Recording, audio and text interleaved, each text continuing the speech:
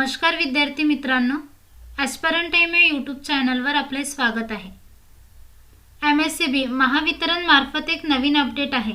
Light bill जे आहे ते आता बंद होणार आहे। पहिले बघा, ते मंथली मीटर रीडिंग घ्यायचे आणि त्यावरून आपल्याला बिल येत होतं, परंतु आता तसं होणार नाही। जे जुने मीटर आहे ते काढले जातील आणि नवीन प्रीपेड इलेक्ट्रिसिटी मीटर जे आहे ते बसवल्या जाणार आहे। प्रत्येकाला मोफत प्रीपेड इलेक्ट्रिसिटी मीटर बसवून मिळणार। पूर्वीचे मीटर जे आहे ते काढले जाणार। वीज ग्राहकांच्या खर्चावर नियंत्रण म्हणून महावितरणने ग्राहकांसाठी हा नवीन बदल केलेला आहे। जसं आपण मोबाईल रिचार्ज करतो त्याप्रमाणे आपल्याला वीज बिल रिचार्ज करावं लागणार आहे।